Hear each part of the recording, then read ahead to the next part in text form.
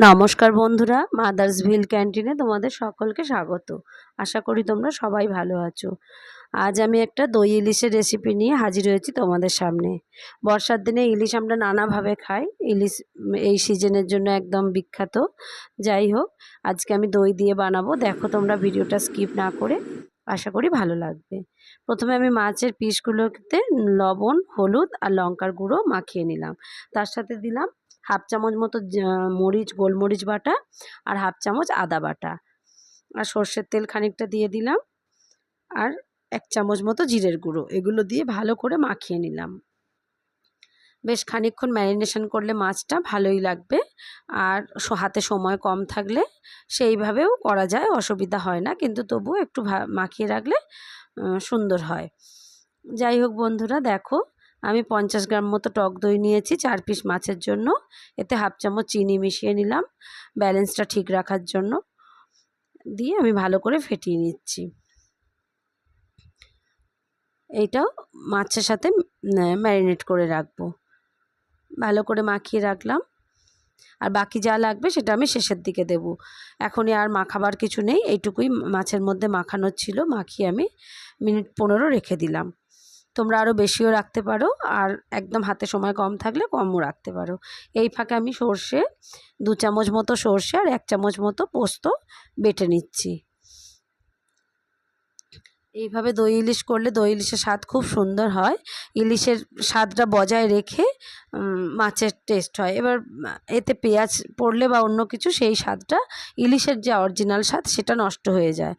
দেখো আমি তেলের মধ্যে কালো জিরে দিলাম আর একটু কাশ্মীরি লঙ্কার গুঁড়ো দিলাম। দিয়ে মাছের পিসগুলো আমি তেলের মধ্যে দিয়ে দেব। একদম গ্যাসের ফ্লেম কিন্তু লো রেখেছি। ভাজা হবে না, জাস্ট এপিট ওপিট হবে। আর ইলিশ মাছ কড়া দেওয়ার সাথে সাথে উল্টানো যায়, অন্য মাছ যেমন যায় না, ইলিশ মাছে এটুকু করা যায়।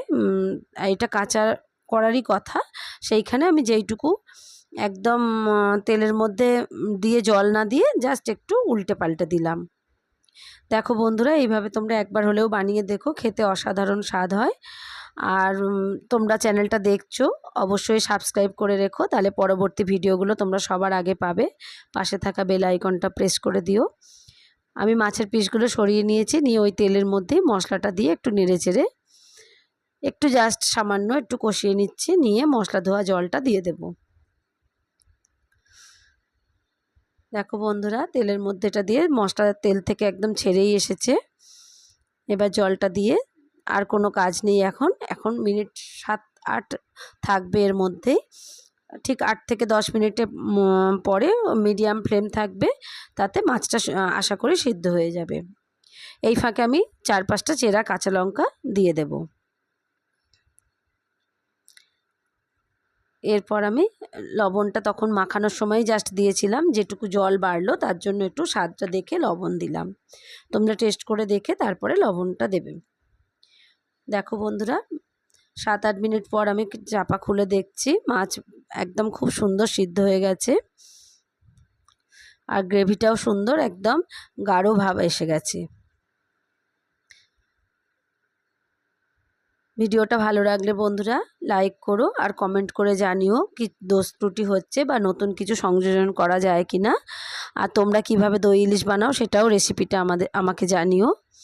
এবার আমি দিয়ে দেব সর্ষে পোস্ত, যেটা বেটে রেখেছিলাম সেটা। সর্ষে পোস্ত বন্ধুরা কষতে লাগে না, তাই ওটা পরে দিলে খুব ভালো স্বাদ হয়, গন্ধটাও থাকে।